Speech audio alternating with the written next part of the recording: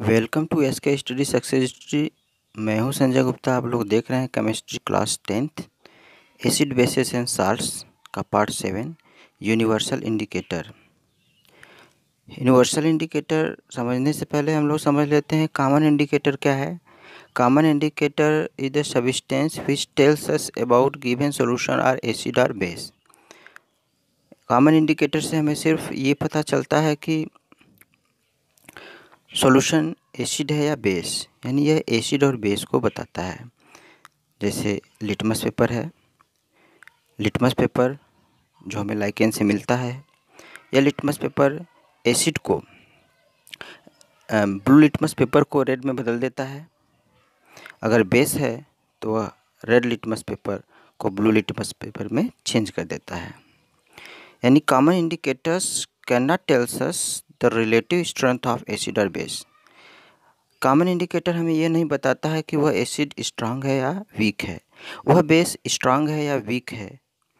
सिर्फ हमें इतना बताता है कि वह सॉल्यूशन एसिड है या बेस है। आज हम लोग पढ़ेंगे यूनिवर्सल इंडिकेटर, और यूनिवर्सल इंडिकेटर हमें ये बताता है कि जो सॉल्यूशन है एसिड है अगर, तो एसिड वीक एसिड है कि स्ट्रांग एसिड है। यह डिपेंड करता है हाइड्रोजन आयन के कंसंट्रेशन पर। तो यूनिवर्सल इंडिकेटर क्या है? Universal indicator is a mixture of many different universal indicator is the mixture of many different indicators। इसमें कई इंडिकेटर होते हैं। Universal indicator is a mixture of many different indicators or dye which gives different color or different pH value, जो different pH पर different color देता है। यानी universal indicator is the mixture of different dye which tells us the given solution are strong acid और weak acid। यह pH value पर depend करता है। अगर pH वैल्यू लो है तो वह स्ट्रांग एसिड है, अगर pH वैल्यू हाई है तो वह वीक एसिड है। यह कई डाई का मिक्सचर होता है। इसमें कई डाई होते हैं जो डिफरेंट pH पर डिफरेंट कलर देते हैं, और उसी कलर के आधार पर हम लोग पहचानते हैं कि यह स्ट्रांग एसिड है या वीक एसिड है। तो देखते हैं pH वैल्यू ऑफ एसिड और बेस सॉल्यूशन।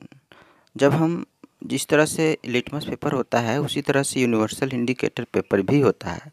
और यूनिवर्सल इंडिकेटर पेपर पर हम जब, जैसे अगर ये यूनिवर्सल इंडिकेटर पेपर है, इस पेपर पर अगर हम एसिड गिराते हैं, एसिड को ड्रॉप डालते हैं, तो यह कलर देता है, डिफरेंट कलर देता है। वह डिपेंड करता है कि एसिड किस तरह का एसिड है, स्ट्रांग है या वीक एसिड है, या बेस स्ट्रांग बेस है या वीक बेस है। तो वो कलर के आधार पर हम pH वैल्यू पता करते हैं, और pH वैल्यू के आधार पर हम लोग पता कर लेते हैं कि एसिड है या स्ट्रांग एसिड है या वीक एसिड। जैसे यहाँ पर दिया हुआ है डिफरेंट pH और उसका कलर। जैसे अगर pH 0 है तो वह डार्क रेड कलर देगा। pH जिसका 1 है वह रेड कलर देगा। अगर रेड कलर देता है तो हम जान लेते हैं कि उसका pH 1 है। अगर pH 1 है तो वह स्ट्रांग एसिड है। और 1 और 2 दोनों pH पर रेड कलर देगा यूनिवर्सल इंडिकेटर पेपर। अगर ऑरेंज रेड दे रहा है तो उसका pH वैल्यू 3 है, ऑरेंज दे रहा है तो उसका pH वैल्यू 4 है, ऑरेंज येलो दे रहा है तो उसका pH वैल्यू 5 है, ग्रीनिश येलो दे रहा है तो उसका 6 है। लेकिन अगर कलर ग्रीन दे रहा है तो हम समझ लेते हैं कि वह क्या है, 7 pH वैल्यू है। और 7 पर जो है न्यूट्रल होता है, न एसिड होता है न बेस होता है। जैसे वाटर न्यूट्रल होता है, साल्ट जो होगा वह न्यूट्रल होगा, उसका pH वैल्यू 7 होगा और वह ग्रीन कलर देता है। यानी यूनिवर्सल इंडिकेटर पेपर पर अगर ग्रीन कलर देता है तो हम जान लेते हैं कि वह सॉल्यूशन न्यूट्रल है। ग्रीनिश ब्लू पर 8, ब्लू पर 9, नेवी ब्लू पर 10 pH वैल्यू, पर्पल पर 11 pH वैल्यू, डार्क पर्पल पर 12, वायलेट पर 13 और वायलेट पर 13-14 दोनों होता है। तो हम कैसे जानते हैं? अगर हम यूनिवर्सल इंडिकेटर पेपर पर 1-2 ड्रॉप अगर एसिड का गिराते हैं तो वह डार्क रेड देता है, तो हम जान लेते हैं उसकी पीएच वैल्यू 0 है। और डार्क रेड या रेड देता है या ऑरेंज रेड देता है, तो हम समझ लेते हैं उसकी पीएच वैल्यू 0, 1, 2, 3 हो सकती है। अगर 0, 1, 2, 3 है तो वह स्ट्रांग एसिड होगा। अगर 4, 5, 6 होगा तो वह वीक एसिड होगा। 7 अगर ग्रीन कलर देता है तो वह साल्ट होगा। और अगर ग्रीनिश ब्लू या नेवी ब्लू देता है तो वह वीक एसिड होता है, वीक बेस होता है। और क्योंकि 7 के बाद जो भी होता है पीएच वैल्यू वह बेस को बताता है। तो अगर 11, 12, 13, 14 यानी 12, 13, 14 अगर देता है तो 12, 13, 14 पीएच वैल्यू आता है, यानी डार्क पर्पल या वायलेट आता है, तो हम समझ लेते हैं वह स्ट्रांग बेस है। इस आधार पर हम कलर के आधार पर पीएच वैल्यू जानते हैं, और पीएच वैल्यू के आधार पर हम जानते हैं कि वह एसिड स्ट्रांग है या वीक एसिड है, वह बेस स्ट्रांग बेस है या वीक बेस है। लिटमस पेपर की तरह, just like litmus, universal indicator can be used either in the form of solution or in the form of universal indicator paper। जिस तरह से कॉमन इंडिकेटर लिटमस पेपर होता है और वह पेपर के रूप में भी होता है, सॉल्यूशन के रूप में भी होता है, उसी तरह यूनिवर्सल इंडिकेटर पेपर भी पेपर के रूप में होता है और सॉल्यूशन के रूप में होता है। तो पेपर का जब कलर चेंज होता है तो हम पीएच वैल्यू चार्ट से मैच कराते हैं। पीएच वैल्यू चार्ट में जो कलर आता है उस कलर के आधार पर पीएच जानते हैं, और पीएच के आधार पर हम स्ट्रांग या वीक एसिड का पता करते हैं। जब वह स्ट्रांग एसिड होगा तो समझिए कि उसमें हाइड्रोजन आयन कंसंट्रेशन ज़्यादा होता है, ज़्यादा हाइड्रोजन हमें वाटर में डिजॉल्व करने पर ज़्यादा हाइड्रोजन आयन कंसंट्रेशन प्रोड्यूस करता है। अगर वीक एसिड होगा तो वह हाइड्रोजन आयन कंसंट्रेशन कम प्रोड्यूस करेगा, हाइड्रोजन आयन। और बेस अगर होता है तो जब बेस में भी अगर अधिक हाइड्रोक्साइड आयन प्रोड्यूस करेगा तो वह स्ट्रांग एसिड होगा, और कम हाइड्रोक्साइड आयन प्रोड्यूस करेगा तो वह वीक बेस होगा।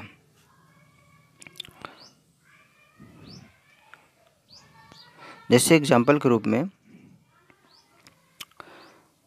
on putting the drop of solution on the universal indicator paper turns dark red। Paper अगर वो डार्क रेड में चेंज हो जाता है then pH will be 0 pH होगा उसका। Hence it will be strong acid, यानी वो स्ट्रांग एसिड होगा। In other hand orange colour produce, अगर ऑरेंज कलर प्रोड्यूस करता है universal indicator paper then pH will be about 4, pH 4 होगा। अगर 4 होगा तो वह वीक एसिड होगा।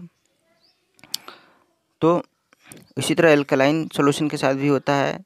Weekly basic solution produces blue colour देगा अगर वो वीकली बेस सॉल्यूशन होगा। And highly basic solution gives violet colour, अगर वायलेट कलर देता है तो वह स्ट्रॉन्ग बेस होगा। Water will be produce green colour with universal indicator, अगर वाटर है तो वह ग्रीन कलर देता है। तो इसी आधार पर हम यूनिवर्सल इंडिकेटर पेपर से समझ लेते हैं कि स्ट्रॉन्ग एसिड है या वीक एसिड है। देखिए यहाँ भी कुछ दिया हुआ है, क्या है कि यहाँ पर एक चार्ट बनाया गया है। इस चार्ट में पीएच वैल्यू दिया गया है 0, 1, 2, 3, 4, 0 to 14। और इस 0 to 14 में अगर हम यहाँ पर पीएच वैल्यू 1 होता है तो वह हाइड्रोक्लोरिक एसिड यानी स्ट्रॉन्ग एसिड होगा।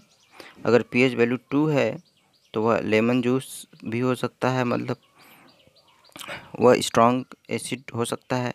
से इरेटेड ड्रिंक का पीएच वैल्यू 5 है। प्योर वाटर ब्लड का 7 है।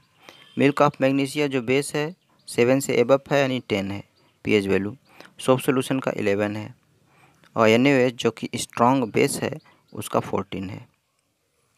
तो 7 न्यूट्रल होता है, 0, 1, 2, 3 स्ट्रॉन्ग बेस होता है, स्ट्रॉन्ग एसिड होता है, और 4, 5, 6 यानी 4 to 7 के बीच वीक एसिड होगा, और 8, 9, 10, 11 यह वीक बेस होता है, और 12, 13, 14 ये जो है कि स्ट्रॉन्ग बेस होता है। Concentration of hydrogen ion and hydroxyl ion both are important in our day to day life. तो पीएच वैल्यू का हमारे जीवन में बहुत ही महत्व है। देखिए क्या क्या इम्पोर्टेंस है इसका। PH, importance of pH, importance of pH in everyday life. Plants and animals are pH sensitive.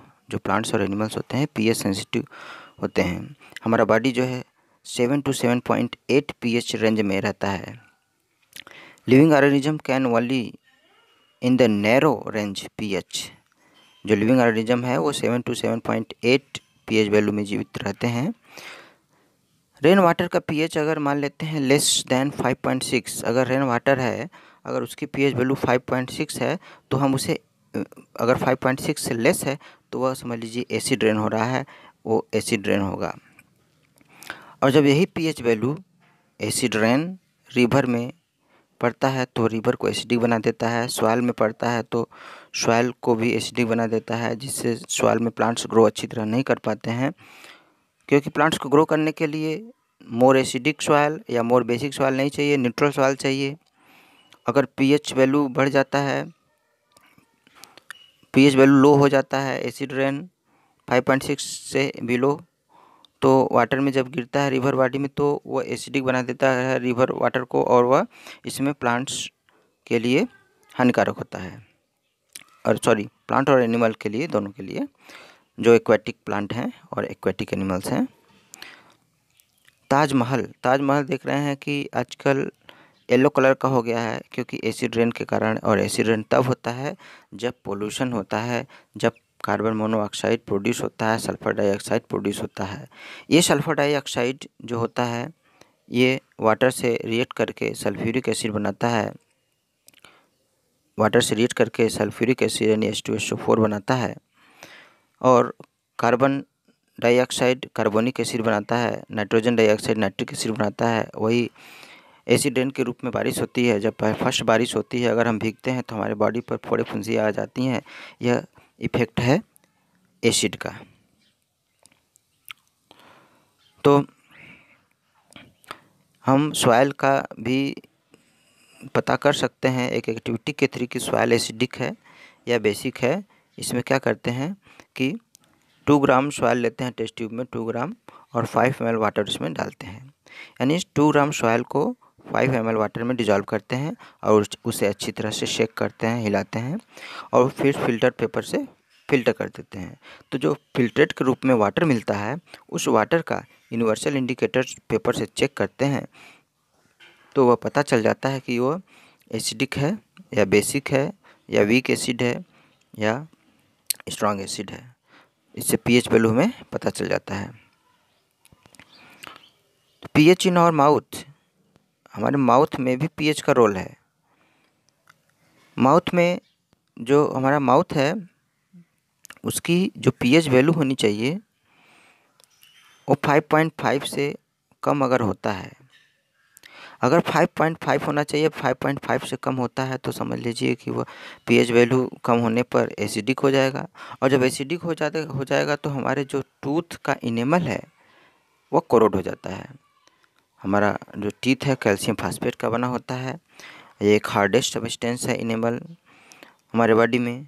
और जब पीएच 5.5 से कम होगा तो इनेमल कोरोड हो जाएगा। जब इनेमल कोरोड हो जाएगा तो हमारा टूथ डीके होने लगेगा।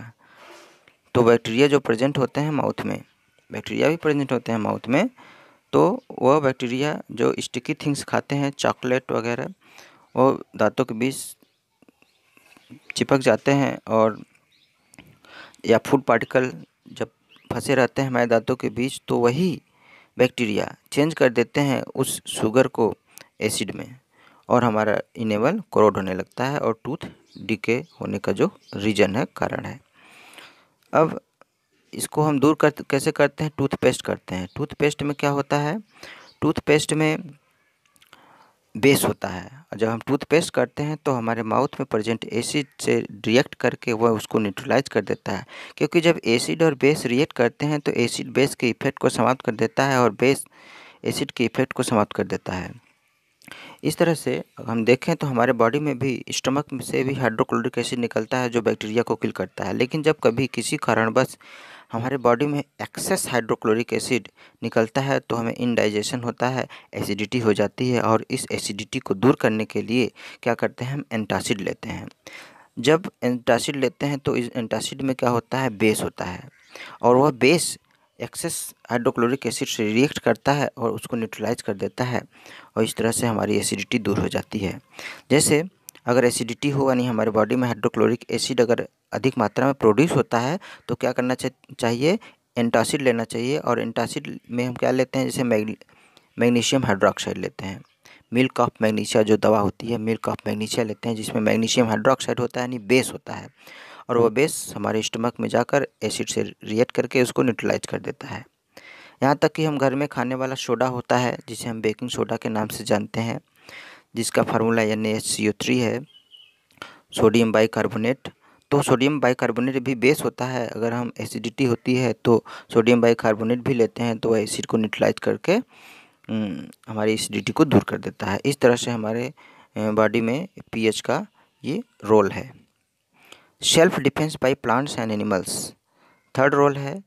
प्लांट्स और एनिमल्स भी सेल्फ डिफेंस करते हैं, अपनी सुरक्षा करते हैं। एक प्लांट होता है हर्बेसियस प्लांट, जिसका नाम है नेटल प्लांट। ये नेटल प्लांट बहुत ही इसमें ये हमारे बॉडी से स्टिंग करने वाला होता है, स्टिंगिंग हेयर होता है। जब हम इसके पास से जब गुजरते हैं, देखिए ये नेटल प्लांट का फिगर है, नेटल प्लांट है। जब इसके पास से गुजरते हैं तो हमारे बॉडी में अचानक किसी वजह से अगर स्टिंग्स हो जाए ये नेटल प्लांट, तो वह बहुत पेन करता है। क्योंकि ये जो नेटल प्लांट है, ये नेटल प्लांट में मेथेनोइक एसिड होता है, फार्मिक एसिड होता है। यह मेथेनोइक एसिड हमारे बॉडी में जब इंजेक्ट होता है तो उसी की वजह से इरिटेशन होता है और पेन होता है, रेड हो जाता है। तो इसका भी रेमेडी है। क्या है ये मेथेनोइक एसिड, नेटल प्लांट अपनी सुरक्षा के लिए ऐसा करता है। लेकिन जब मेथेनोइक एसिड हमारे बॉडी में एंट्री होती है तो जो पेन होता है उसको दूर करने के लिए क्या करते हैं, अगर ये एसिड है तो उसको न्यूट्रलाइज करने के लिए बेस चाहिए। तो बेस हम लोग अगर इस पर लगा देते हैं जहाँ पर स्टिंग हुआ है, तो वह एसिड के इफेक्ट यानी मेथेनोइक एसिड को से रिएक्ट करके उसको न्यूट्रलाइज कर देता है और पेन समाप्त हो जाता है। जैसे इसी के पास ही एक डॉग प्लांट पाया जाता है, डॉग प्लांट। अब नेटल प्लांट में तो एसिड होता है, लेकिन डॉग प्लांट में क्या होता है, डॉग प्लांट में बेस होता है। अगर नेटल प्लांट स्टिंग होता है हमारे बॉडी में, तो हम क्या करते हैं, डॉग प्लांट का लीफ इस पर जो है रबिंग कर देते हैं, क्योंकि डॉग प्लांट में बेस होता है और वह नेटल प्लांट के एसिड को समाप्त कर देता है, उसको न्यूट्रलाइज कर देता है। इस तरह से हम अपनी रेमेडी कर सकते हैं, सुरक्षा कर सकते हैं।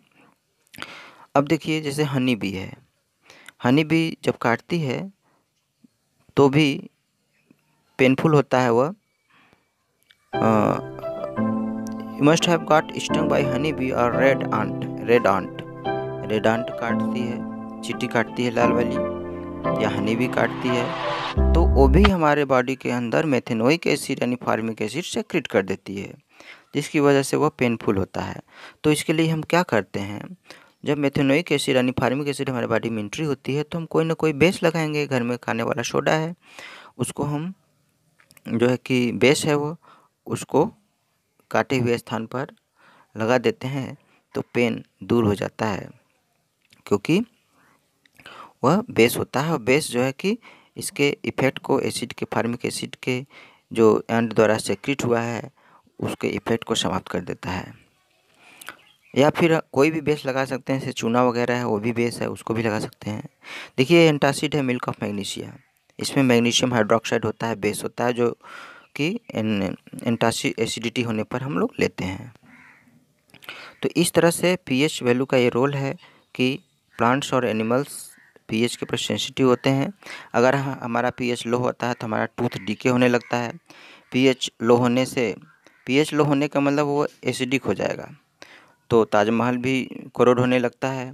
अगर पीएच लो होता है तो प्लांट अच्छी तरह ग्रो नहीं कर पाते हैं। अगर पीएच लो होता है तो एक्वेटिक लाइफ भी खतरे में होता है। दूसरा है पीएच माउथ में भी है। अगर माउथ में पीएच लो होता है तो हमारा इनेमल कोरोड होता है, टूथ का इनेमल कोरोड होता है, जिससे टूथ डीके होने लगता है।